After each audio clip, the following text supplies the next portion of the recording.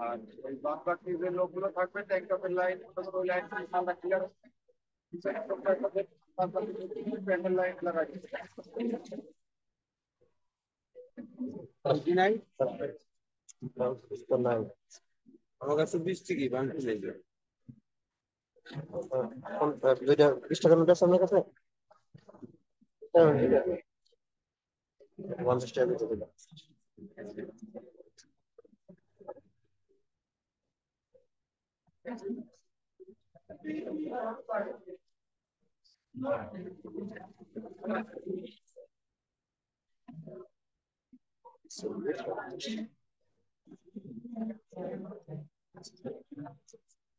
পঞ্চাশ টাকা নোট দিচ্ছে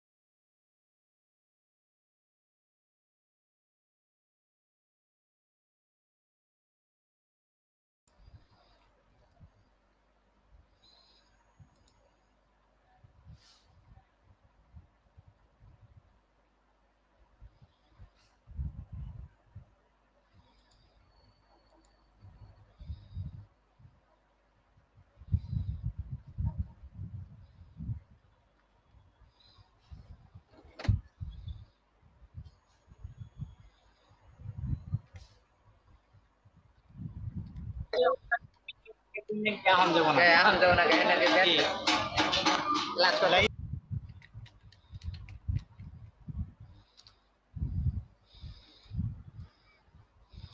আসসালামু আলাইকুম রহমতুল্লাহ বারাকাতুহ। ওয়ালাইকুম আসসালাম রহমতুল্লাহ। ওয়ালাইকুম আসসালাম রহমতুল্লাহ বারাকাতুহু। ওস্তাদ জি কেমন আপনারা আছেন? ভালো আছেন সবাই? জি আলহামদুলিল্লাহ। আলহামদুলিল্লাহ। ওস্তাদ জি আপনি কেমন আছেন? আলহামদুলিল্লাহ, আল্লাহ ভালো রেখেছেন।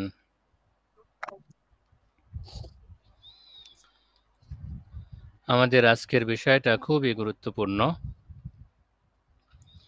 গতকাল আমরা কিছু অংশ পড়েছিলাম আর রুজু আনিল ফতোয়া, ফতোয়া প্রত্যাহার বা ফতোয়া থেকে মত প্রত্যাহার করা।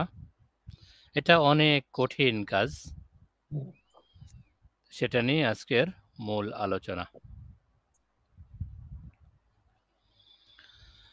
আহকামু নকজিল ফতোয়া বাদার রুজু আনহা, ফতোয়া প্রত্যাহার পরবর্তী বিধান, এটা নিয়ে আজকের আলোচনা। আমার কিতাবে 296 নম্বর পৃষ্ঠা।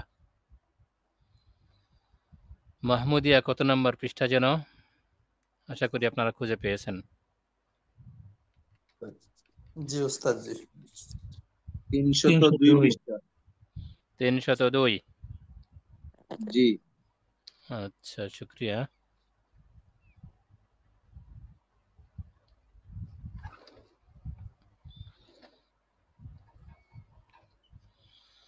তাহলে দেরি না করে শুরু করা যায় ইনশাআল্লাহ। উপস্থিতি যদিও কম জি কম লাগে, ইনশাআল্লাহ ওস্তাদ জি। বৃহস্পতিবার তো উপস্থিতি একটু কমই মনে হয়।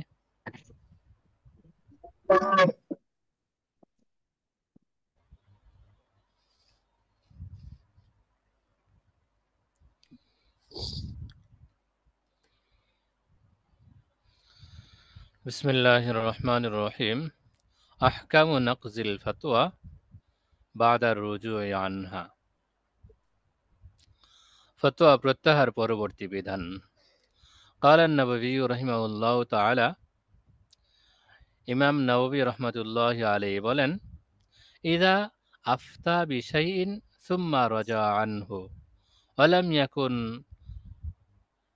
আমিলা বিল আউয়ালি লাম ইয়াজুজ আল আমালু বিহি। তো ইমাম নববী রহমতুল্লাহ আলাইহি বলেন, মুফতি সাহেব যদি কোনো বিষয়ে ফতোয়া প্রদান করেন, অতঃপর ফতোয়াটি প্রত্যাহার করেন, সুম্মা রাজা আনহু, সেই মত থেকে, সেই ফতোয়া থেকে মত প্রত্যাহার করেন, ওয়ালাম ইয়াকুন আমিলা বিল আউয়ালি, আর ফতোয়া গ্রহণকারী সেই মতের উপর আমলও করেনি, সেই ফতোয়া অনুসারে তখনও আমল করেনি, লাম ইয়াজুজ আল আমাল বিহি, তাহলে সেই ফতোয়া অনুসারে আমল করা বৈধ হবে না। ওয়াইন কান আমিলা ক্বাবলা রুজুইহি, আর যদি ফতোয়া প্রত্যাহারের পূর্বে আমল করে ফেলে, ফাইন খালাফা দলিলান কাতিআন, তখন দেখতে হবে সে যদি, মুফতি সাহেব যদি কোনো অকাট্য দলিলের খিলাফ করেন, ফতোয়া দেওয়ার ক্ষেত্রে তিনি অকাট্য কোনো দলিলের খিলাফ করেন, লাজিম আল মুস্তাফতি নকজা আমালিহি দালিকা, তাহলে ফতোয়া গ্রহীতার জন্য, মুস্তাফতির জন্য সেই আমল থেকে প্রত্যাবর্তন করা আবশ্যক। ওয়াকাযা ইন নাকাহা বিফতওয়াহু,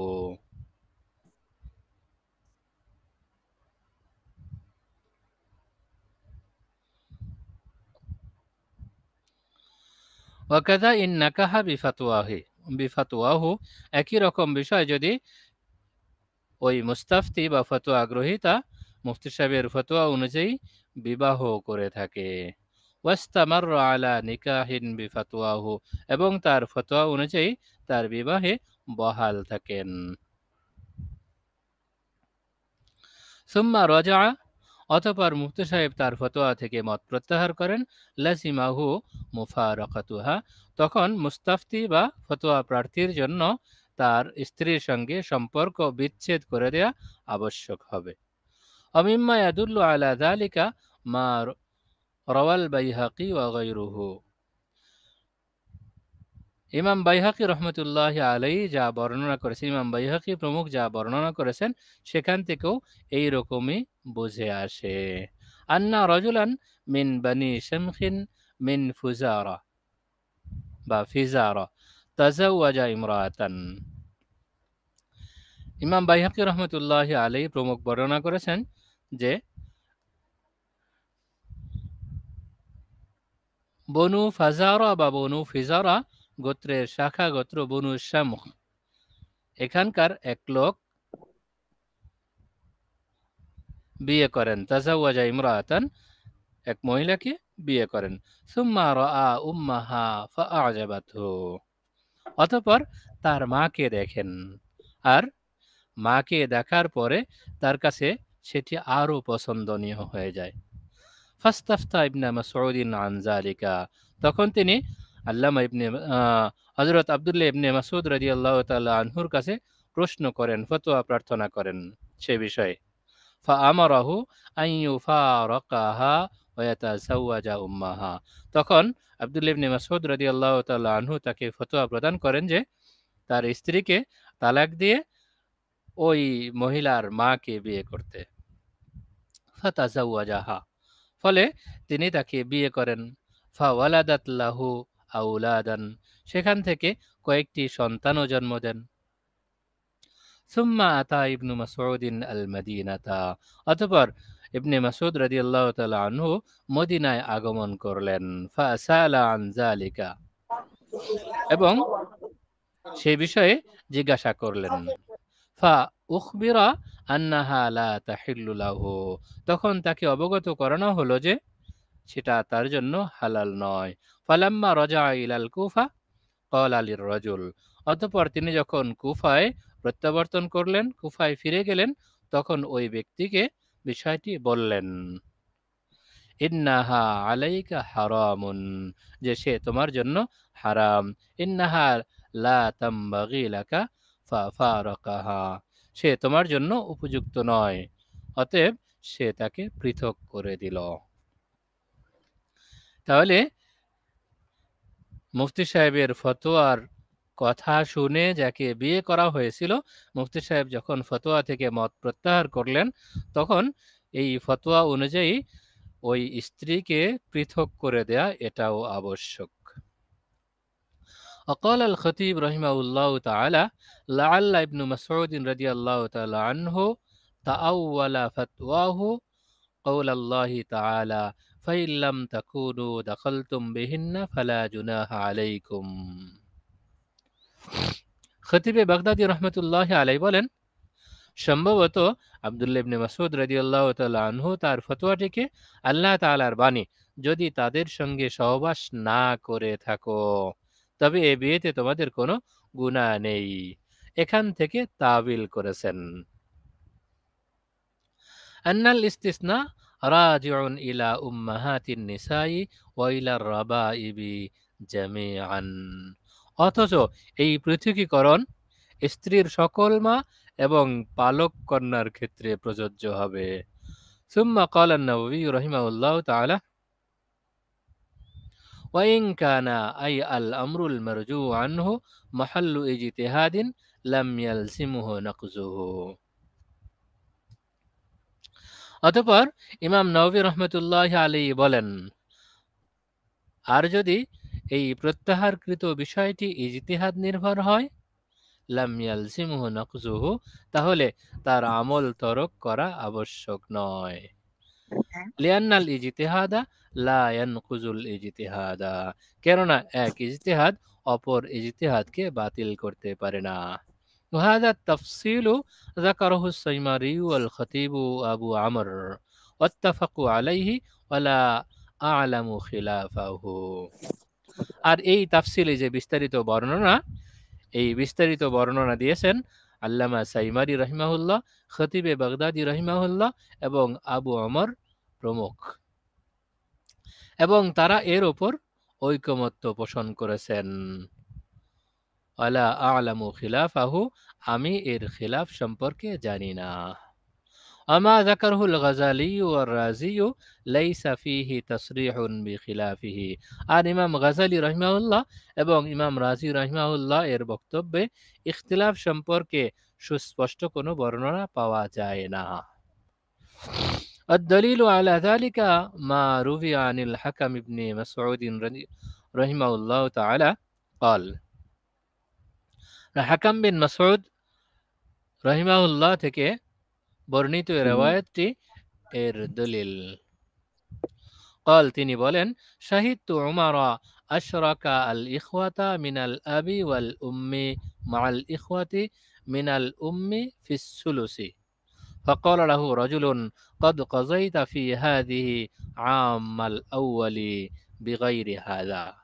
বিষয়টি আলোচনা আগে গেছে, এরপরও আবার নিয়ে আসা হচ্ছে ওই যে ইজতিহাদ নির্ভর বিষয়ে যদি কেউ ফয়সালা একরকম করে ভিন্নটা পরবর্তীটা ভিন্ন রকম হতে পারে, তখন তার ইজতিহাদের বিষয়টা পরিবর্তন হবে না, হুকুম পরিবর্তন হবে না, সেটার মিসাল আনা হচ্ছে।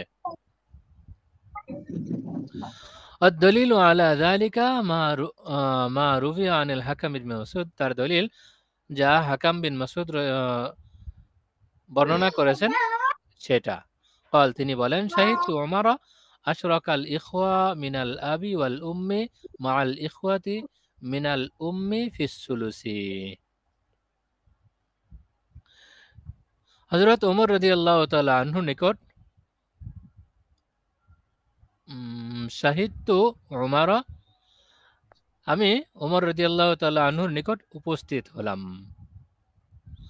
আশরাকাল ইখওয়া মিনাল আবি ওয়াল উম্মি মাআল ইখওয়াতি মিনাল উম্মি ফিস সুলুসি। তিনি 1/3 সম্পদে বৈপিত্র ও ভাইয়ের সঙ্গে আপন ভাইকে শরীক করলেন। ফাকাল লাহু রাজুলুন তখন এক ব্যক্তি তাকে বলল কদ কাযাইতা ফি হাযিহি আমাল আউয়ালি বিগাইরি হাযা। আপনি এক্ষেত্রে বছরের শুরুতে অন্য রকম ফয়সালা করেছিলেন। ক্বালা ওয়া কাইফা কাযাইতু, তিনি বললেন কিভাবে ফয়সালা করেছিলাম। ক্বাল তিনি বললেন জাআলতাহু লিল ইখওয়াতি লিল উম্মি ওয়া লাম তাজআল লিল ইখওয়াতি মিনাল আবি ওয়াল উম্মি শাইআ। সে বলল আপনি পূর্ণ 1/3 সম্পদ বৈপিত্র ভাইকে দিয়েছিলেন আর আপন ভাইকে কিছুই দিয়েছিলেন না। ফাকালা যালিকা আলা মা কাযাইনা ওয়া হাযা আলা মা নাকজি। তখন তিনি বললেন সেটা আগের ফয়সালার উপর আর এটা বর্তমান ফয়সালা অনুসারে।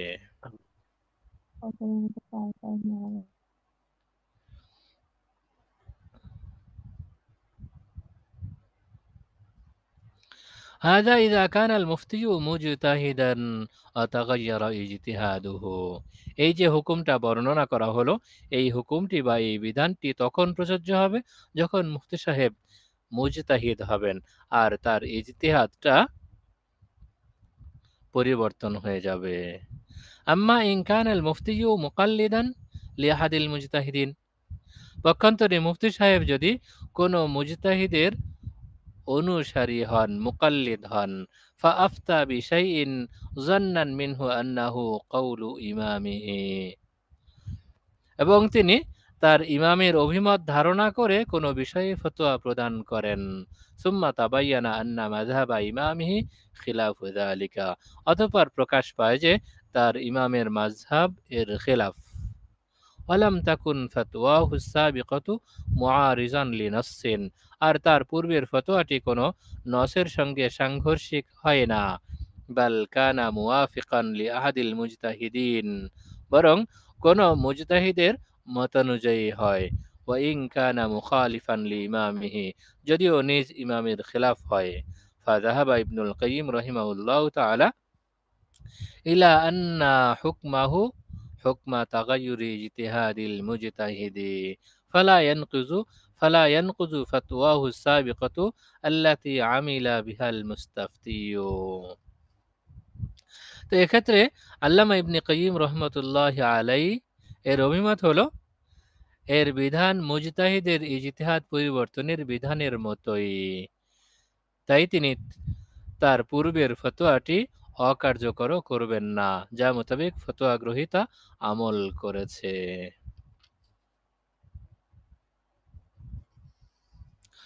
قال رحمه الله تعالى, তিনি বলেন, লাউ তাজাওয়াজা বিফাতওয়াহু ওয়া দাখালা, যদি মুস্তাফতি বা ফতোয়া গ্রহীতা তার ফতোয়া অনুযায়ী বিয়ে করে এবং তার সঙ্গে সহবাস করে, সুম্মা রাজাআল মুফতিয়্যু লাম ইয়াহরুম আলাইহি ইমসাকা ইমরাতিহি ইল্লা বিদলিলিন শারঈয়্যিন ইয়াকতাজি তাহরিমাহা। সুম্মা রাজাআল মুফতিয়্যু, অতঃপর মুফতি সাহেব তার মত প্রত্যাহার করেন, লাম ইয়াহরুম আলাইহি ইমসাকা ইমরাতিহি, তখন ওই ফতোয়া গ্রহীতার জন্য তার স্ত্রীকে পৃথক করে দেয়া বা স্ত্রী থেকে পৃথক হয়ে যাওয়াটা হারাম হবে না, ইল্লা বিদলিলিন শারঈয়্যিন, তবে শরঈ দলিলের ভিত্তিতে, ইয়াকতাসি তাহরিমাহা, যেই দলিল তাদের বিয়েকে হারাম করে। যদি শরঈ এরকম কোনো দলিল থাকে তাহলে তাদের জন্য পরস্পর থেকে পৃথক হয়ে যাওয়া আবশ্যক। ওয়ালা ইয়াজিবু আলাইহি মুফারাকাতুহা বিমুজাররাদি রুজুইহি, মুফতি সাহেবের শুধু মত প্রত্যাহারের কারণে তাদের পরস্পর থেকে পৃথক হয়ে যাওয়াটা আবশ্যক নয়। ওয়ালা সিয়্যিমান ইন কানা ইন্নামা রাজা'a লিকাউনিহি তাবায়্যানা লাহু আন্নামা আফতা বিহি খিলাফু মাযহাবিহি।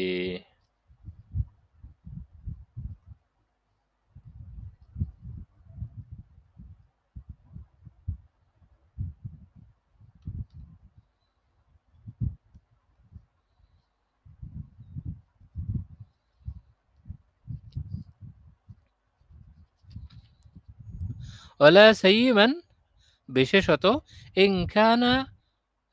ইন কানা ইন্নামা রাজা'a লিকাউনিহি তাবায়্যানা লাহু, যদি এমন হয় যে তিনি এই কারণে মত প্রত্যাহার করেছেন, রাজা'a লিকাউনিহি তাবায়্যানা লাহু, তার সামনে প্রকাশিত হয়েছে, আন্নামা আফতা বিহি খিলাফু মাযহাবি, তিনি যেই ভিত্তিতে ফতোয়া প্রদান করেছেন সেটা তার মাযহাবের খিলাফ, মাযহাব পরিপন্থী ফতোয়া প্রদান করেছেন। ওয়াইন ওয়াফাকা মাযহাবু গায়রিহি, যদিও ভিন্ন মাযহাব অনুসারে সেটা হয়ে থাকে। লাকিন ইবনু সালাহ রাহিমাহুল্লাহ তাআলা নাসসা আলা খিলাফি মা ক্বালাহু ইবনুল কাইয়িম রাহিমাহুল্লাহ তাআলা, কিন্তু আল্লামা ইবনে সালাহ রাহিমাহুল্লাহ ইবনে কাইয়িম রহমতুল্লাহি আলাইহি কর্তৃক বর্ণিত অভিমতের খিলাফ মত বর্ণনা করেছেন। ফাকাল, তিনি বলেন, ইযা কানা ইয়াফতি আলা মাযহাবি ইমামিন ফারাজা'a লিকাউনিহি বিআন্না লাহু কাতআন মুখালাফাতু নাসসি ইমামিহি ওয়াজাবা নাকযুহু। তিনি বলেন, মুফতি সাহেব যখন কোনো ইমামের মাযহাব অনুযায়ী ফতোয়া প্রদান করে তা প্রত্যাহার করবেন এ কারণে যে সেটা তার ইমামের নাসের সম্পূর্ণ বিপরীত, ওয়াজাবা নাকযুহু, তখন তার জন্য আমল ছেড়ে দেয়া আবশ্যক হবে। ওয়াইন কানা ফি মাহাল্লিল ইজতিহাদি, যদিও সেটা ইজতিহাদ নির্ভর হয়ে থাকে। লিআন্না নাসসা মাযহাবি ইমামিহি ফি হাক্কিহি কানাসসি শারিঈ ফি হাক্কিল মুজতাহিদিল মুস্তাকিল, কেননা তার ক্ষেত্রে তার ইমামের নস মুজতাহিদে মুতলাকের নিকট শারি' আলাইহিস সালামের পক্ষ থেকে প্রদত্ত নসের মতোই, শরীয়ত প্রণেতার নসের মতোই। আম্মা ইযা লাম ইয়ালামিল মুস্তাফতিয়্যু বিরুজুইল মুফতি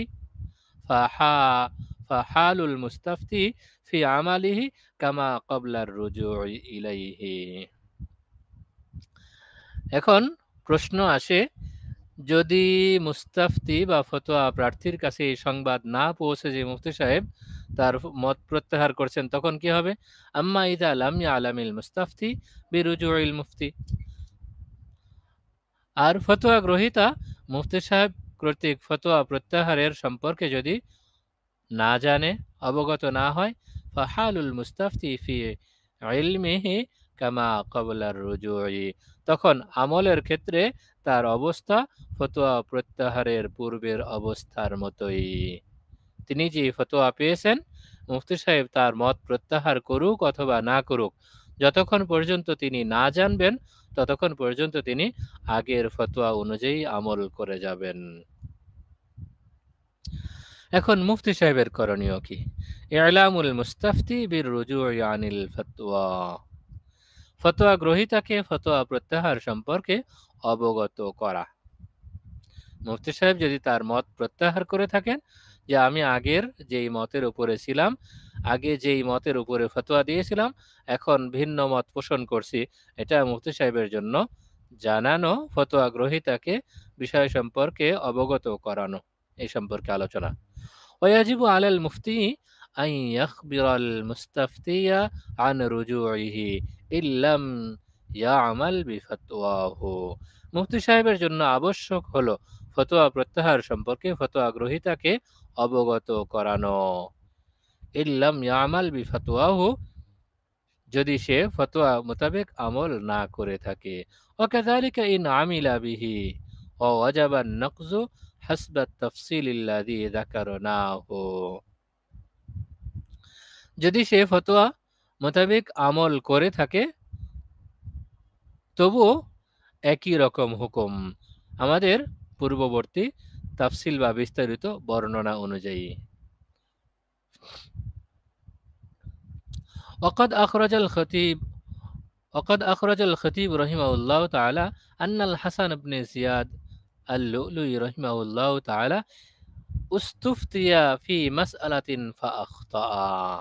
খতিবে বাগদাদি রহমতুল্লাহ আলাইহি বর্ণনা করেন যে হাসান বিন জিয়াদ আল-লুলুই রহিমাহুল্লাহকে একটি মাসালা সম্পর্কে জিজ্ঞাসা করা হলে তিনি তার ভুল উত্তর প্রদান করেন।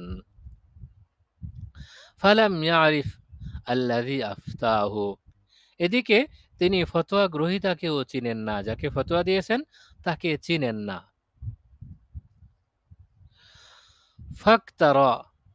ফাকতারা মুনাদিয়ান ইউনাদি আন্নাল হাসান ইবনে জিয়াদিন উস্তুফতিয়া ইয়াউমা কাযা ওয়া কাযা ফি মাসালাতিন ফাআখতা, তখন তিনি একজন ঘোষককে এ কথার ঘোষণা দেওয়ার জন্য ভাড়া নিলেন যে হাসান বিন জিয়াদকে অমুক দিন অমুক মাসালা জিজ্ঞাসা করা হয়েছিল, তিনি তাতে ভুল করেছেন।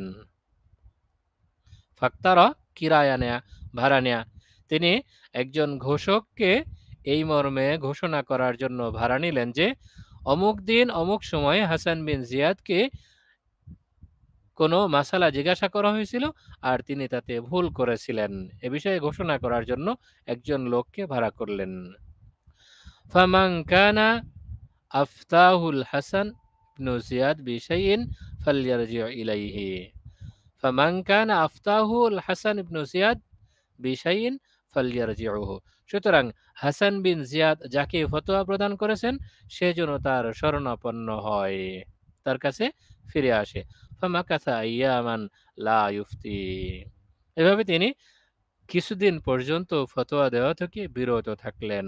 হাত্তা ওয়াজাদা সাহিবাল ফতোয়া, এমনকি তিনি ফতোয়া গ্রহীতাকে পেয়ে গেলেন। ফাআলামাহু আন্নাহু ক্বাদ আখতা, অতঃপর তিনি তাকে অবগত করালেন যে তিনি ভুল করেছিলেন। ওয়া আন্না সাওয়াবা কাযা ওয়া কাযা, আর সঠিক বিষয়টি এমন এমন। বিষয়টা আমরা কল্পনা করতে পারি আমাদের ক্ষেত্রে হলে আমরা কি করতাম? একটা বিষয়ে ফতোয়া দিয়েছেন, পরবর্তীতে জানা গেছে ফতোয়াটা ভুল হয়েছে, তো তিনি একজন ঘোষককে ঘোষণা দেওয়ার জন্য ভাড়া নিয়েছেন। শহরে ঘুরে ঘুরে বারবার ঘোষণা করছে হাসান বিন জিয়াদ লুলুইর কাছে অমুক দিন কোনো ব্যক্তি ফতোয়া জিজ্ঞাসা করেছিল, সেটা ভুল হয়েছে, লোকজনকে জানানো হচ্ছে, অমুকে ভুলও করেন। অতঃপর লোককে যখন পেয়ে গেলেন তখন তিনি তাকে বললেন বিষয়টি আপনাকে যা বলেছিলাম সেটা আসলেও ভুল ছিল, সঠিক বিষয় এই। হুকমুজ জিমানি আলাল মুফতিল মুখতি, ভুল ফতোয়া প্রদানকারী মুফতি সাহেবের জরিমানার বিধান। ওয়াইদা আমিলাল মুস্তাফতি বিফাতওয়ান ফি ইতলাফিন ফাবানা খাতাউহু وأنه خالف القاطع فذكر الحافظ أبو عمرو بن الصلاح رحمه الله تعالى عن الأستاذ أبي إسحاق أنه يزمن إن كان أهلا للفتوى তো সম্পদ বিনষ্ট হয় এমন ক্ষেত্রে ফতোয়া গ্রহীতা ফতোয়া অনুযায়ী আমল করার পর যদি মুফতি সাহেবের ভুল প্রকাশ পায়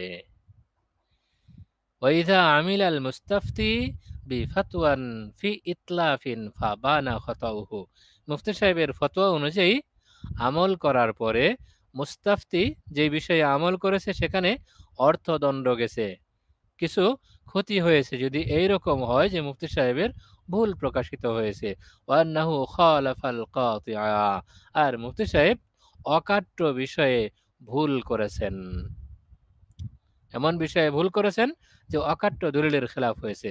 ফাযাকারুল হাফিজ আবু আমর ইবনু সালাহ রাহিমাহুল্লাহু তাআলা আনিল উস্তাজ আবি ইসহাক আন্নাহু ইয়াজমানু ইন কানা আহলান লিল ফাতওয়া। এই প্রসঙ্গে হাফেজ আবু আমর ইবনে সালাহ রহিমাহুল্লাহ তার উস্তাদ আবু ইসহাক রহিমাহুল্লাহ থেকে বর্ণনা করেন যে তিনি যদি যোগ্য মুফতি হয়ে থাকেন তাহলে জরিমানা প্রদান করবেন। ওয়ালা ইয়াজমিনু ইল্লাম ইয়াকুন আহলান, তবে যদি তিনি যোগ্য মুফতি না হয়ে থাকেন তাহলে তিনি জরিমানা প্রদান করবেন না।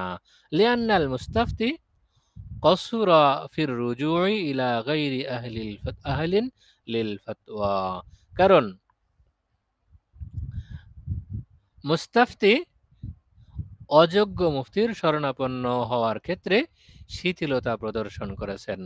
যোগ্য মুফতি সাহেবের কাছে না গিয়ে অযোগ্য মুফতি সাহেবের কাছে গিয়ে তিনি শিথিলতা প্রদর্শন করেছেন। ফাযরারুহু ইয়ারজিউ ইলা ফি'লিহি নাফসিহি, সুতরাং তার ক্ষতি তার নিজ কর্মের দিকেই প্রত্যাবর্তন করবে। বিখিলাফিমা ইদা কানাল মুফতিয়ু আহলান লিল ফাতওয়া, তবে মুফতি সাহেব যদি যোগ্য হন তখন তার বিষয়টা ভিন্ন। ফাইন্নাহু লা তাকসিরা মিন কিবালিল মুস্তাফতি ফির রুজুই ইলাইহি,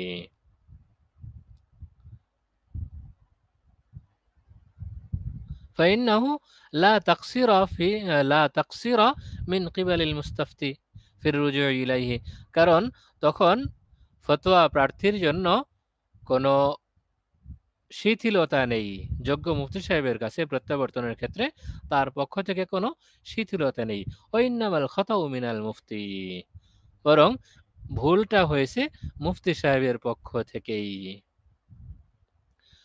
ফায়াজমেনু, সুতরাং তিনি জরিমানা দিবেন বা জামিন হবেন। লাকিন ক্বালা নববী রাহিমাহুল্লাহু তাআলা কাযা হাকাহু শাইখ আবু আমর ওয়া সাকাতা আলাইহি ওয়া হুয়া মুশকিলুন, কিন্তু ইমাম নববী রাহমাতুল্লাহি আলাইহি বলেন শেখ আবু আমর রহিমাহুল্লাহ এমনটাই বর্ণনা করেছেন এবং চুপ থেকেছেন। ওয়া হুয়া মুশকিলুন, আর বিষয়টা মুশকিল। ওয়ায়ামবাগি আন ইউখাররিজা যিমানা আলা কওলাইল গুরুরি আল মারুফাইনি ফি বাবাইল গাসাবি ওয়ান নিকাহি ওয়া গায়রিহিমা আও ইউকতাউ বিআদামি যিমানি। তো বিবাহ এবং আত্মসাৎ এই দুইটি অধ্যায়ে প্রতারণা সংক্রান্ত প্রসিদ্ধ দুটি অভিমতের উপর ভিত্তি করে জরিমানার বিষয়টি নির্ণয় করা উচিত। আও ইউকতাউ বিআদামি যিমানি, অথবা জরিমানাটা না থাকা উচিত। লাইসা ফিল ফাতোয়া ইলজামুন ওয়ালা ইলজাউন, কারণ ফতোয়ার ক্ষেত্রে কোনো বাধ্যতারোপ নেই, চাপিয়ে দেয়া নেই। মুফতি সাহেব যে ফতোয়া দিয়েছেন সেই ফতোয়ার উপরে আমল করতে তিনি বাধ্য করেন না, অতএব মুফতি সাহেবের জন্য জরিমানা না হওয়া উচিত। ওয়াহাদিহিল আহকামুল্লাতী যাকারাহা আন-নববী রাহিমাহুল্লাহু তাআলা ফি মাসাইলির রুজুই আনিল ফাতওয়া আকাররাহা কুল্লাহা ইবনু নুজাইম রাহিমাহুল্লাহু তাআলা ফিল বাহর। তো ইমাম নবী রহমতুল্লাহ আলাই ফতোয়া প্রত্যাহার সংক্রান্ত এসব বিধান বর্ণনা করেছেন, যা আল্লামা ইবনে নুজাইম রহমতুল্লাহ আলাই সবগুলোকে আল বাহরুর রায়েক গ্রন্থে স্থান দিয়েছেন। গায়রা আন্নাহু জাযামা বিআন্নাহু লা যিমানা আলাল মুফতি ফি সূরাতিল ইতলাফ। গায়রা আন্নাহু জাযামা বিআন্নাহু লা যিমানা আলাল মুফতি ফি সূরাতিল ইতলাফ। তবে তিনি সম্পূর্ণ নিশ্চিত হয়েছেন যে বিনষ্ট করার সুরতে মুফতি সাহেবের উপর জরিমানা আসবে না। মুস্তাফতি বা ফতোয়া প্রত্যাশী জেনে ফতোয়া অনুযায়ী আমল করে কোনো কিছু নষ্ট করেছেন, এর জরিমানা মুফতি সাহেবের উপর আসবে না।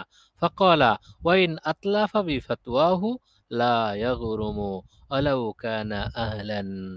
তিনি বলেন, ফতোয়ার কারণে যদি কোনো কিছু বিনষ্ট করে তবুও তার উপর জরিমানা আসবে না, যদিও তিনি যোগ্য মুফতি হন। তাহলে যোগ্য মুফতি হোক আর অযোগ্য মুফতি হোক, এতটুকু সাব্যস্ত হলো ফতোয়ার কারণে যদি কারো কোনো কিছু নষ্ট হয়, কারো ক্ষতি হয়, তার ক্ষতির জরিমানাটা মুফতি সাহেবের উপর আসবে না। আল উজরাতু আলাল ইফতা, ফতোয়া প্রদানের বিনিময়ে পারিশ্রমিক গ্রহণ। আপনাদের স্বার্থের বিষয়টা সামনে আসছে। ইয়াজিবু আলাল মুফতি আল্লা ইয়াসআলা আলা ইফতাইহি আজরা। মুফতি সাহেবের জন্য আবশ্যক হলো ফতোয়া প্রদান করে পারিশ্রমিক না চাওয়া। وذكر العلامة علاء الدين ابن عابدين رحمه الله تعالى عن شرح الوهبانية أنه لا يجوز أخذ الأجرة على الإفتاء باللسان। আল্লামা আলাউদ্দিন ইবনে আবেদিন রহিমাউল্লাহ শরহুল ওয়াহবানিয়া গ্রন্থ থেকে উল্লেখ করেছেন যে মৌখিক ফতোয়া প্রদান করে পারিশ্রমিক গ্রহণ করা জায়েজ নয়। ওয়ায়াজুজু আখযা উজরাতিল কিতাবাতি, তবে লেখার পারিশ্রমিক গ্রহণ করা বৈধ। ওয়ামা হাযা আল কাফফু আন যালিকা আউলা, এতদ সত্ত্বেও তা থেকে বিরত থাকাই উত্তম। মুফতি সাহেব যখন ফতোয়া দিবেন, মৌখিক ফতোয়া দিলে কোনোভাবেই তার পারিশ্রমিক নিতে পারবেন না, এটা জায়েজ নয়, হারাম। যদি লিখিত দেন তাহলে লিখিত ফতোয়ার পারিশ্রমিক গ্রহণ করতে পারবেন, তবুও গ্রহণ না করাটা উত্তম। وقال النووي رحمه الله تعالى المختار للمتصد للفتوى أن يتبرع بذلك। ইমাম নওয়াবী রহমতুল্লাহ আলাইহি বলেন, ফতোয়া দানে প্রয়াসীর জন্য, যিনি ফতোয়া দিতে চান তার জন্য স্বেচ্ছায় ফতোয়া প্রদান করা উত্তম। ويجوز أن يأخذ عليه رزقا من بيت المال, তবে বাইতুল মাল থেকে, রাষ্ট্রীয় কোষাগার থেকে ভাতা গ্রহণ করা বৈধ।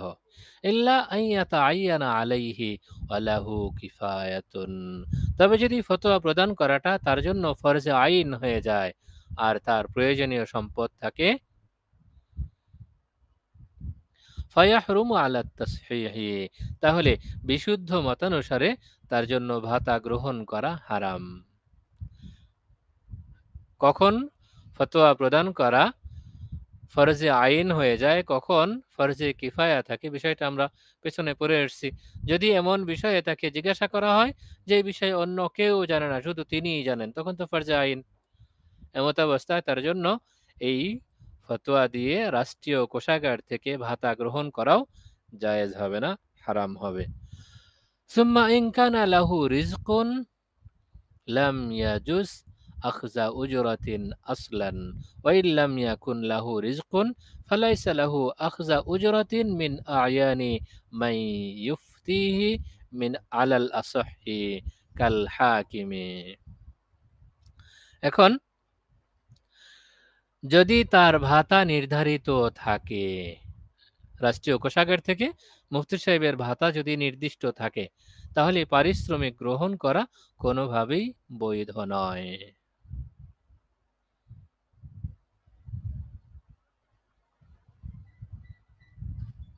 মিন ফালাইসা লাহু আখযা উজরাতিন, তাহলে তার জন্য পারিশ্রমিক গ্রহণ করা, ফালাইসা লাহু আখযা উজরাতিন মিন আয়ানি মান ইফতিহি আলাল সহি কাল হাকিমি, তাহলে যাকে ফতোয়া দেয়া হচ্ছে ফতোয়া গ্রহীতা থেকে তার সরাসরি পারিশ্রমিক গ্রহণ করা কোনোভাবেই বৈধ নয়।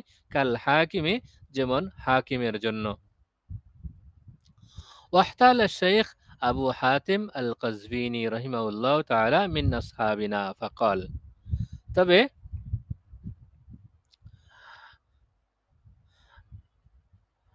আমাদের শেখ আবু হাতিম কাজভিনী রহমতুল্লাহ আলাইহি একটি কৌশল অবলম্বন করেছেন। ফাকাল, তিনি বলেন, লাহু আইয়াকুল, তার জন্য এটা বলার সুযোগ আছে, মুফতি সাহেবের জন্য এটা বলার সুযোগ আছে। ইয়ালজিমুনি আন আফতিকা কৌলান, আমার জন্য মৌখিক ফতোয়া প্রদান করা আবশ্যক। ওয়া আম্মা কিতাবাতাল খাত্তি ফালা, তবে লিখিত ফতোয়া প্রদান করা আমার জন্য আবশ্যক নয়। ফাইদা ইস্তাজারাহু আলা কিতাবাতিল খাত্তি জাযা, সুতরাং তাকে যখন ফতোয়া লিখে দেওয়ার জন্য পারিশ্রমিকের ভিত্তিতে নেবে তখন বৈধ হবে। মুফতি সাহেবের জন্য যেহেতু মৌখিক ফতোয়া দেয়া ওয়াজিব, তিনি বলবেন আমার জন্য মৌখিক ফতোয়া দেওয়াটা আবশ্যক, লিখিত ফতোয়া দেওয়াটা আবশ্যক নয়। আপনি যদি লিখিত নিতে চান তাহলে তার পারিশ্রমিক দিতে হবে, লেখার পারিশ্রমিক, তখন তার জন্য জায়েজ হবে। লাকিন লা ইয়াজুজু আল্লা তাতাজাওয়াজা উজরাতা কিতাবাতিল ফাতওয়া আলা উজরাতিল মিসল, কিন্তু ফতোয়া লেখার পারিশ্রমিক স্বাভাবিক পারিশ্রমিক থেকে সীমা লঙ্ঘন করা বৈধ হবে না। স্বাভাবিক বাজার দর, এক পৃষ্ঠা কম্পোজ করলে বা এক পৃষ্ঠা লিখলে যেই পরিমাণ টাকা, যেই পরিমাণ পারিশ্রমিক কম্পিউটারের দোকানে দেয়া হয়, ওই পরিমাণ থেকে বেশি নেওয়া তার জন্য জায়েজ হবে না। ফাইন্না মা যাদা আলা উজরাতিল মিসলি, কেননা তিনি স্বাভাবিক পারিশ্রম থেকে যা বেশি গ্রহণ করবেন, ইয়াকুনু আলা নাফসিল ইফতাই, তা ফতোয়া প্রদানের পারিশ্রমিক বলেই গণ্য হবে। ওয়া হুয়া মামনুউন, আর তা বৈধ নয়। وجاء في الدر المختار, الدر المختار গ্রন্থে বর্ণিত হয়েছে, يستحق القاضي الأجر على كتب الوثائق قدر ما يجوز لغيره, বিচারক চুক্তিপত্র লেখার উপর অন্যের জন্য বৈধ এই পরিমাণ পারিশ্রমিকের অধিকারী হবেন। কাল মুফতি, যেমন মুফতি সাহেব। ফাইন্নাহু ইয়াস্তাহিক্কু আজরাল মিসলি আলা কিতাবাতিল ফাতওয়া, কেননা তিনি ফতোয়া লেখার বিনিময়ে স্বাভাবিক পারিশ্রমিকের অধিকার লাভ করে থাকেন।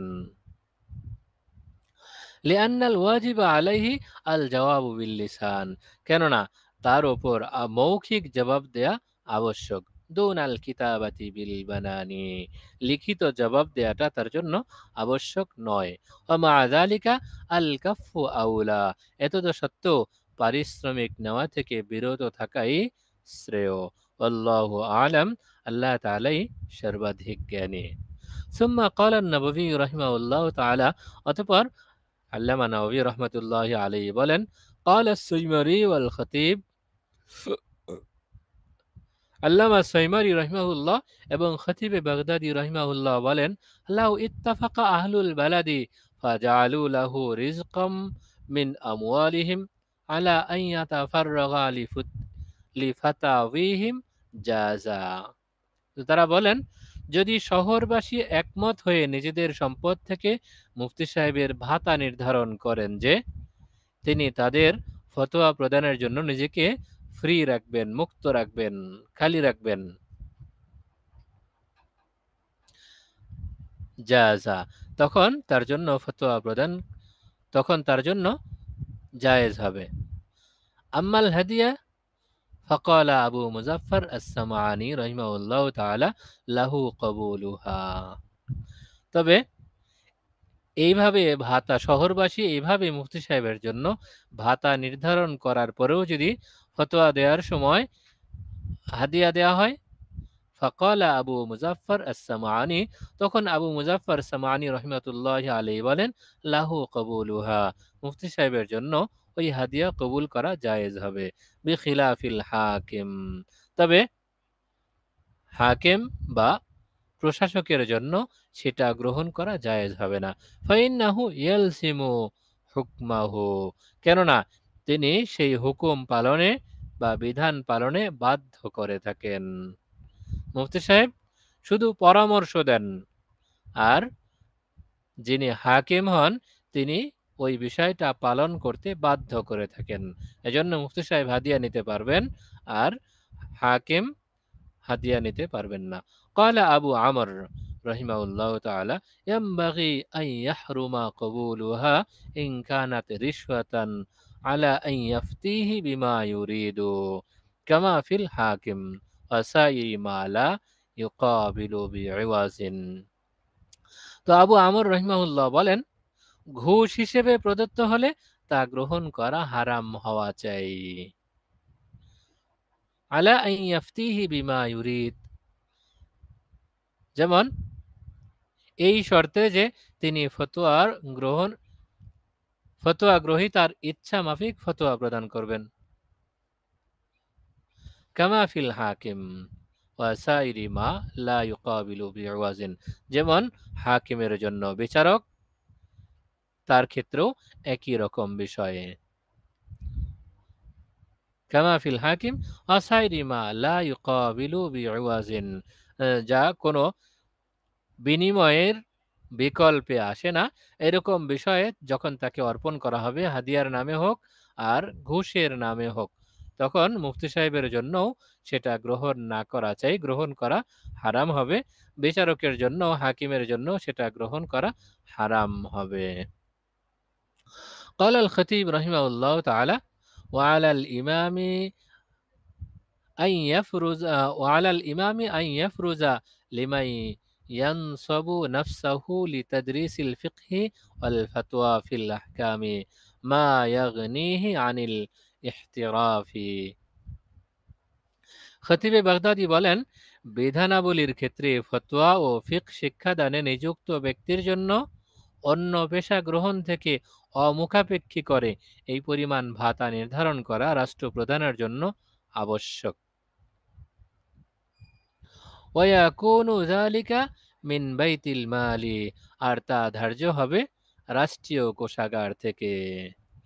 সুম্মা রুবিয়া বিইসনাদিহি বা সুম্মা রাওয়া বিইসনাদিহি আন্না উমর ইবনুল খাত্তাব রাদিয়াল্লাহু আনহু আ'তা কুল্লা রাজুলিন মিম্মান হাযিহি সিফাতুহু মিআতা দিনারিন ফিস সানাতি।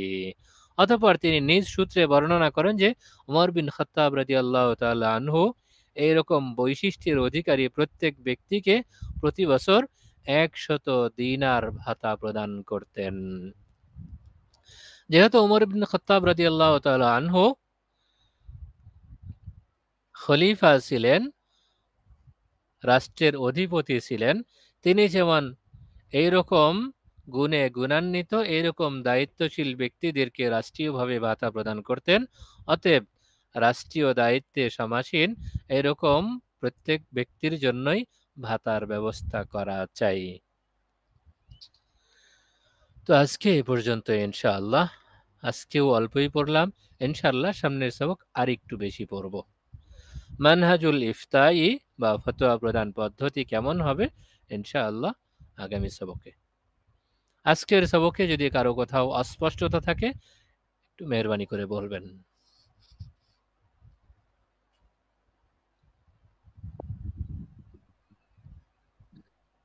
আসসালামু আলাইকুম ওস্তাদ জি। ওয়ালাইকুম আসসালাম ওয়া রাহমাতুল্লাহ। জি বলেন। ওটা লিখিত ভাবে দিলে যে কম্পোজ করতে যে পরিমাণ টাকা লাগে ওই পরিমাণ টাকা নিতে পারবে। এখন জি দেখা গেছে কিছু ফতোয়া আছে যেগুলো যুগোপযোগী বা সময়কালীন, এগুলো সমাধান পাওয়াটা দুষ্কর বিগত ফতোয়াগুলোতে। তো জি ওই ফতোয়ার সমাধান দিতে গিয়া দেখা গেছে না অনেক কিতাব মোতালা করতে হয়, দেখতে হয়, অনেক সময় লেগে যায় বা অনেক ই করতে হয়। তারপর নিজের উপর কি বলে কনফিডেন্স আনার জন্য অন্যের সাথেও যোগাযোগ করতে হয় যে আমি যে এগুলো দিতেছি দলিল কি সঠিক হবে কিনা। ওই প্রেক্ষিতে তার পারিশ্রমিকটা কি বাড়ানো যাবে না? এখানে যেটা বলা হয়েছে মৌখিকভাবে ফতোয়া দেওয়ার বিষয়টা তো তার জন্য আবশ্যক যদি এটা ফরজে আইনের পর্যায়ে চলে যায়, তিনি ছাড়া অন্য কেউ এই ফতোয়া দিতে পারছেন না, অতএব তার জন্য তো সেটা ফরজে আইন, জরুরি, তাকেই ফতোয়া দিতে হবে।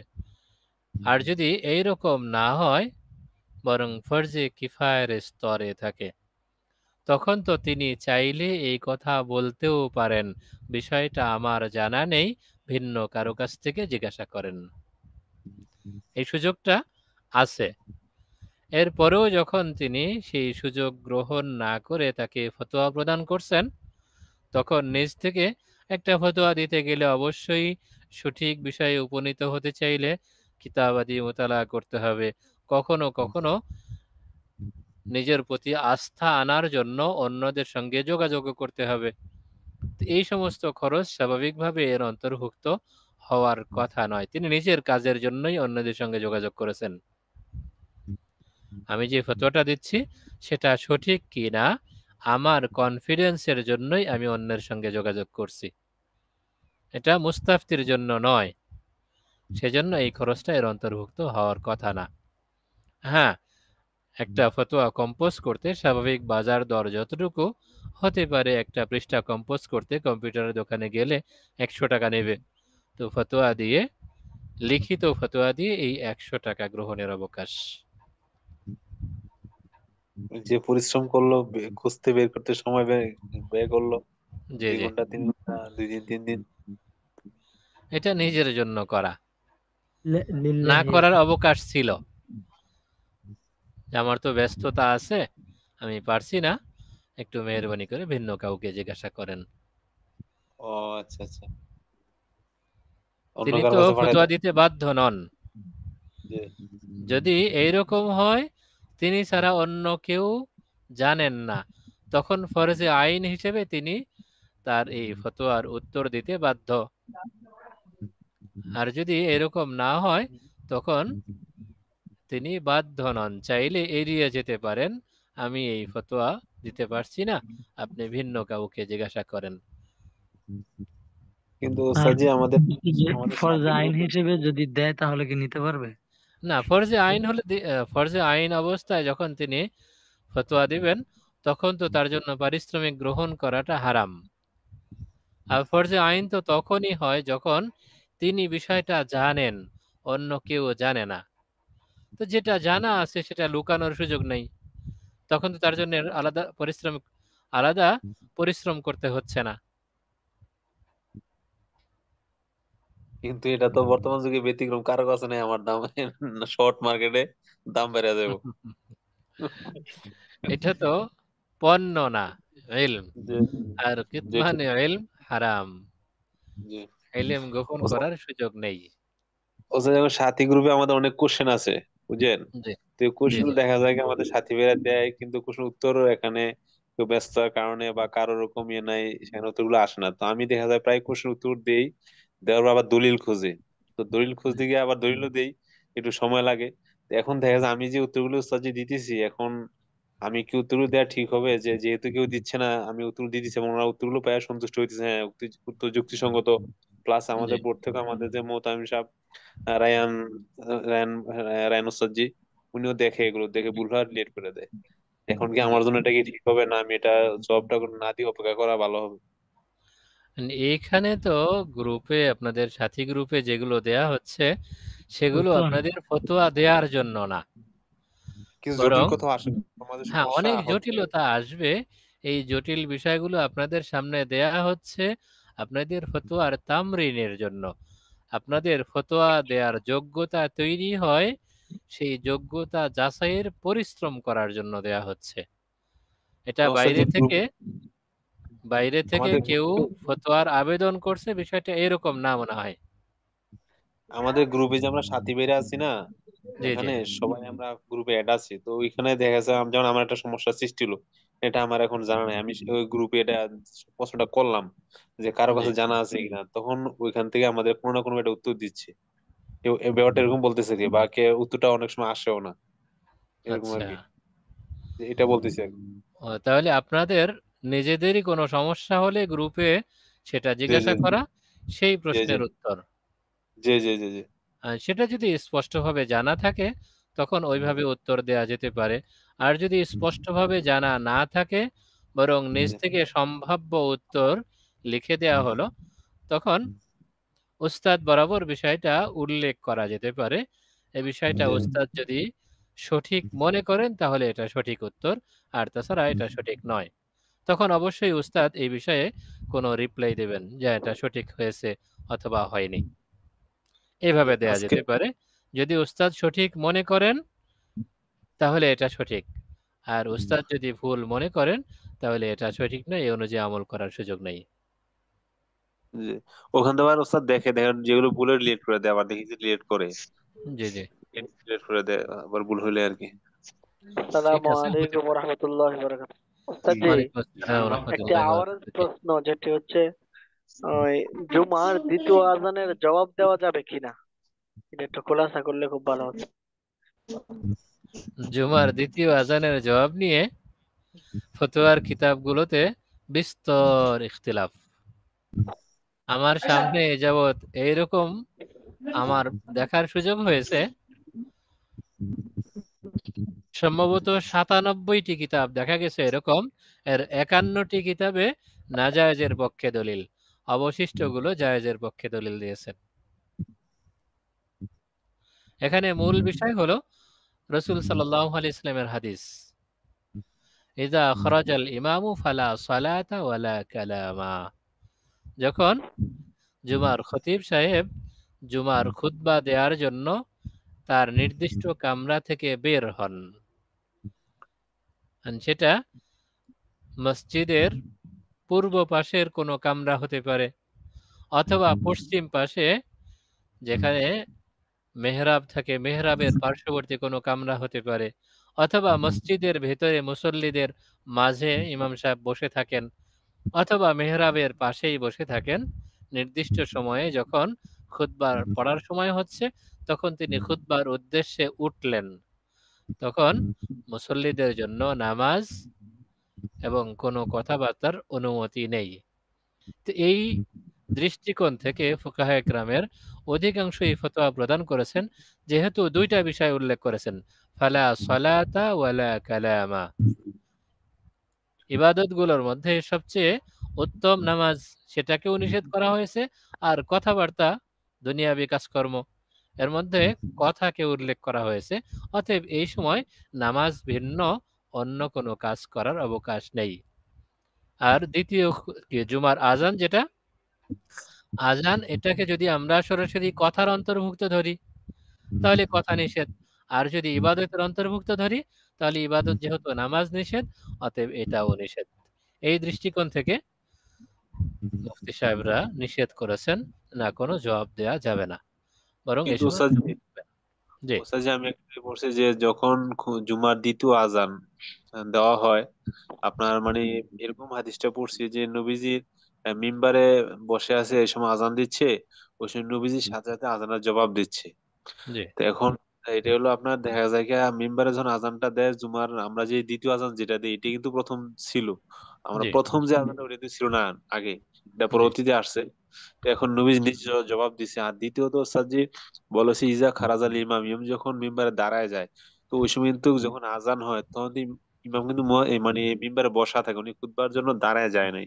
তো এখানে সেই প্রেক্ষিতে খরাজা শব্দের অর্থটা দাঁড়ানো নয়, খরাজা শব্দের অর্থ বের হওয়া, খরাজা ইয়াখরুজু, খুরুজ হওয়া, বের হওয়া।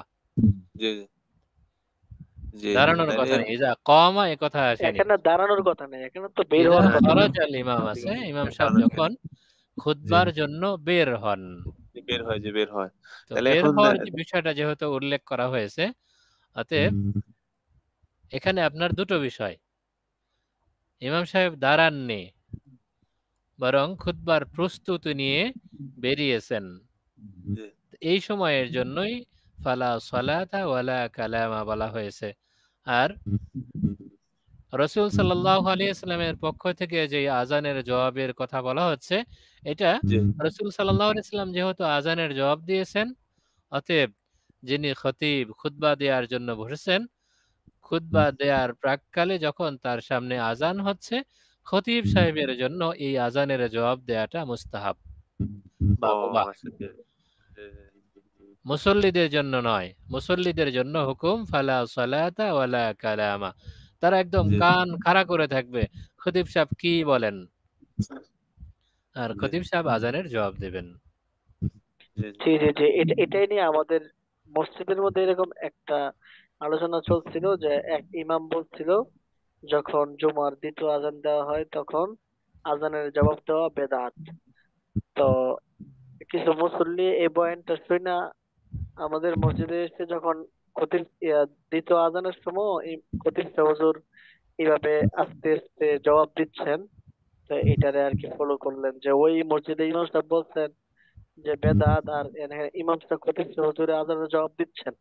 জি, তো ইমাম খতিব সাহেবের জন্য জবাব দেওয়ার অনুমতি আছে, তাই না? হ্যাঁ, খতিব সাহেবের জন্য অনুমতি আছে। খতিব সাহেব তো তার খুতবা শুনবেন না, খুতবার শ্রোতা মুসল্লিরা। অতএব হুকুমটা মুসল্লিদের ক্ষেত্রে প্রযোজ্য, ইমাম সাহেবের ক্ষেত্রে প্রযোজ্য নয়। ওস্তাদ জি, এখানে জুমার সময় যে আমরা এই খুতবা শুনি, খতিব সাহেব হুজুর যে খুতবা দিচ্ছেন, জি সানি খুতবার মধ্যে যে সমস্ত দোয়া উনি পড়ছেন, সামাজিকতা দেশত্ববোধক যে সমস্ত দোয়া পড়ছেন, জি জি যেমন আল্লাহুম্মা রযুকনা শাহরান ফি সাবিলিক, মানে গাজার দোয়ার জন্য আল্লাহুম্মা খুয মাখযা আতিজি মুখতাদির হ্যাঁ, ইত্যাদি দোয়া বিভিন্ন পড়ার রকম সময় দোয়া আছে দ্বিতীয় যে খুতবায়। দোয়া আছে, আমরা আমরা কি আমিন আমিন বলতে পারবো হ্যাঁ, এখানে? এই সময়ও আওয়াজ হয় এইরকম ভাবে আমিন বলা যাবে না, মূলত চুপ থাকারই হুকুম। মুখ না নাড়িয়ে মনে মনে আমিন বলার সুযোগ আছে, মুখে মুখে নয়, মনে মনে। আওয়াজ না হয়, মুখে উচ্চারণ না হয়, এইভাবে বলার অবকাশ আছে। তাহলে অথবা ওস্তাদ নবীজির নাম থাকলে, নবীজির নাম আসলে সাল্লাল্লাহু আলাইহি ওয়াসাল্লাম পড়া যাবে নাকি? হ্যাঁ, একই বিষয়, মুখে আস্তে আস্তে আওয়াজ মনে মনে। না হয়, উচ্চারণ না করে মনে মনে আওয়াজ দেবে, কি মনে মনে সাল্লাল্লাহু আলাইহি সাল্লাম পড়বে অথবা আমিন বলবে, মুখে ওস্তাদ মুখে যে নয়। জাযাকাল্লাহু আমরা যে ঈদের নামাজেতে তাসবিহ গুলা পড়ি, এখন মুসল্লিরা কি অনেক সময় দেখা যায় তাসবিহ গুলাও জপে, এগুলার হুকুম কি এরকমই নাকি? হ্যাঁ, ঈদের নামাজের খুতবা, অর্থাৎ খুতবা বলতে যতগুলো বোঝায় সবগুলোরই হুকুম এক। ফতোয়ার কিতাবে সমস্ত খুতবার হুকুম এক বলা হয়েছে। আসসালামু ওস্তাদ জি, আমি আলাইকুম। একটা জাযাকাল্লাহ। জিনিস যে জানতে আমার চাচ্ছিলাম আর কি। পড়ার আজকের পড়ার মধ্যে একটু অস্পষ্টতা ছিল। জি, আজকে পড়ার মধ্যে অস্পষ্টতা কোথায় বলেন? ওই যে আল উজরতু আলাল ইফতা, এই জি অধ্যায়ের ওয়াকালা নবী রাহিমাহুল্লাহ তাআলা আল মুখতারু লিল মুতাসাদ্দি লিল ফতোয়া আইয়াতাবাররা বিযালিক। এবারটা একটু মানে যিনি সাবলীল ফতোয়া করে বলেন। দিতে প্রয়াসী, যিনি ফতোয়া দিতে চেষ্টা করছেন তার জন্য। জি, ফতোয়া দিতে প্রয়াসী।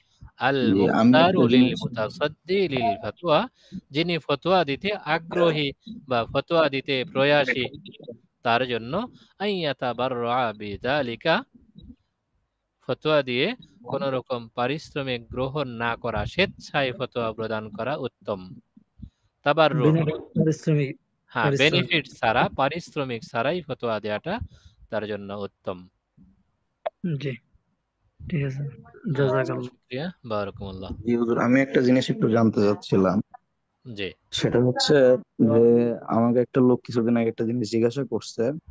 তো সে মূলত গাড়ি চালায় আর কি, ড্রাইভার। জি তো তার গাড়ির নিচে একটা ছাগলের বাচ্চা আর কি, অন্তঃসত্ত্বা বাচ্চা, হামেলা। তো সে পড়ে গেছে, তো এখন যাওয়ার পরে ওর পা দুটো ভেঙে গেছে।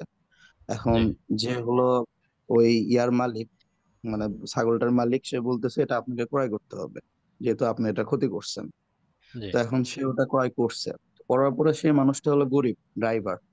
তো জি এখন বলতেছে হুজুর যে এটা হলো ক্ষতি তো হয়ে গেছে, এখন আমার কাছে তো এটা চিকিৎসা করার টাকা নাই। হ্যাঁ, আবার এমন অবস্থা হচ্ছে যে এটা অসুস্থ, এর মধ্যে আবার হচ্ছে এর ভিতরে আরেকজন আছে। এখন আমি এটা চাচ্ছি জব করে খাইতে, কিন্তু এটা তো হচ্ছে এখন ঝামেলা। আমি এখন কি করবো, যে আমার কাছে তো চিকিৎসা করার টাকা পয়সা নাই। এরকম একটা প্রশ্ন করতেছে। আবার সেম আচ্ছা, কেস আরেকজনের হচ্ছে, একটা বাছুর আছে, হ্যাঁ। তো এই জি বাছুরটা হলো অসুস্থ হয়েছে, পায়ে কি যেন চোট খাইছে। তো এই বাছুরটা এখন বলতেছে খুবই ছোট, 2 মাস হয়েছে, মানে গরুটা হচ্ছে হওয়ার পরে 2 মাস রাখা, 2 মাস অবস্থায় মাটা মারা গেছে। এখন জি 2 মাস হলো বাছুর, এটা এখন সে কি করবে, মানে অসুস্থ হয়ে গেছে, এর চিকিৎসা করাইতে পারতেছে না। বলতো জি হুজুর এটা কি জীবিত কবর দিব না, এটা তো খাওয়ার মতো উপক্রম না, তাহলে আমি কি করব, বিষয় একটু জানতে চাচ্ছিলাম। আচ্ছা, শুক্রিয়া, প্রশ্নটা খুবই গুরুত্বপূর্ণ। আমরা ফতোয়ার কিতাবগুলোতে এর কাছাকাছি নজির পাই। এরকম কাছাকাছি কিছু বিষয় এরকম দেখেন, ইমদাদুল ফাতাওয়ায় কুরবানির অধ্যায়ে মাসালাটা এইভাবে আনা হয়েছে। যদি শুধু ইমদাদুল ফাতাওয়া না, অনেক কিতাবে এই বিষয়টা আছে। যদি কোনো ব্যক্তি কুরবানির জন্য কোনো পশু ক্রয় করে, জবাই করার সময় বা জবাই করার পরে, যদি জবাই করার পূর্বে জানা যায় তার ভিতরে বাচ্চা আছে, তাহলে যদি নির্দিষ্ট মান্যতের না হয়ে থাকে, এই গরুটা বা এই ছাগলটা এই বছর কুরবানি দেব বা জবাই করব, যদি এরকম নির্দিষ্ট না হয়ে থাকে, তাহলে এটার পরিবর্তে ভিন্নটা কুরবানি করা এটা উত্তম। আর যদি মান্যতের হয়ে থাকে, নির্দিষ্ট মান্যত এই পশু এই বছর করার কথা, তাহলে এটাই জবাই করা যাবে। এর ভেতরের বাচ্চা সম্পর্কে বিধানটা এভাবে লেখা হয়েছে, যখন বাচ্চার মাকে জবাই করা হয়েছে তখন কুরবানি সহি হওয়ার জন্য ভেতরের যে বাচ্চাটা থাকবে সেটাও জবাই করা হবে। এরপরে জবাইকারীর যদি ওই ছোট বাচ্চার গোশত খাওয়ার প্রতি আগ্রহ থাকে বা রুচি বোধ হয়, তিনি খাবেন। আর যদি তার রুচি না হয়, তাহলে অন্য কেউ খেতে চাইলে তাকে দিয়ে দেওয়া হবে। তো সেখান থেকে আমরা পাই, এই যে গরুর ছোট বাছুর মাত্র 2 মাস হয়েছে, এটা যদি ব্যক্তি চায় তো জবাই করে খেতে পারে, খাওয়াটা হারাম না, রুচির বিষয়। যদি রুচিতে আসে তাহলে খাবে, আর যদি রুচিতে না আসে তাহলে অন্য কাউকে দিয়ে দেবে, কিন্তু জীবিত অবস্থায় দাফন করার অবকাশ নেই। যদি ওস্তাদ দ্বিতীয় অন্য বিষয়, কেউ খাইতে না চায়? জবাই যখন করা হয়েছে তখন অন্য কেউ যদি না খেতে চায়, তখন জবাই করার পরে সেটা দাফন করার অবকাশ আছে, কিন্তু জীবিত দাফন করার অবকাশ নেই। এবার প্রথম প্রশ্নের উত্তর, যেই ছাগলটা পা দুটো আহত হয়েছে, চিকিৎসার ব্যবস্থা নেই, সেটাও এখান থেকে উত্তর চলে আসে। শুকরান হুজুর, অনেক শুক্রিয়া। তাহলে আজকের মতো এ পর্যন্ত শেষ করা যায় নাকি আরো কোনো গুরুত্বপূর্ণ কোনো ওস্তাজি, বিষয় আছে কার কাছে? জি আসসালামু আলাইকুম ওস্তাজি। মানে এই জুমার বিষয়ে সামান্য একটা কথা। এটা হলো জি এক মুফতি সাহেব ফতোয়া দিছে যে করছে, জুমার দ্বিতীয় আজানের পর যদি ইমাম সাহেব মানে ওই পরিমাণ সময় বসে থাকে, তাহলে নাকি দোয়াটা পড়া যাবে, জুমার আজানের দ্বিতীয় আজানের দোয়া। এটা কি সঠিক?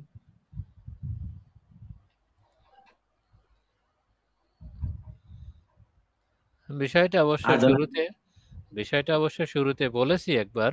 জি জি এ জি, বিষয়ে বুঝতে পারছি। মানে ইখতিলাফ আছে, মুফতি সাহেব বলছে, উভয় মানে মুফতি ধরনের সাহেব বলছে, মতামত আছে। তবে জি এখন জি জি। পর্যন্ত আমরা ফতোয়া দিয়ে আসছি, ইযা না, খরাজাল আজানের ইমামু শেষে দোয়ার ফালা কথা বলতেছেন তো? সালাতা ওয়ালা কালামা। ইমাম সাহেব তো খুতবা দেওয়ার জন্য বেরিয়ে গেছেনই। জি জি জি। আজানের পরে হয়তোবা খতিব সাহেব নিজেই আজানের জবাবটা দিচ্ছেন। এতটুকু সময়ে অন্যরা আজানের জবাব দেবেন না, চুপ থাকবেন। আজানের দোয়ার মাসালো একই না ওস্তাদ? হ্যাঁ, একই রকম বিষয়। জি, জাযাকাল্লাহ খাইর। ঠিক আছে, শুক্রিয়া, বারাকাতুল্লাহ। সবাই ভালো থাকবেন। ইলাল লিকা। আসসালামু আলাইকুম ওয়া আসসালামু রাহমাতুল্লাহি আলাইকুম। ওয়া বারাকাতুহু। সালাম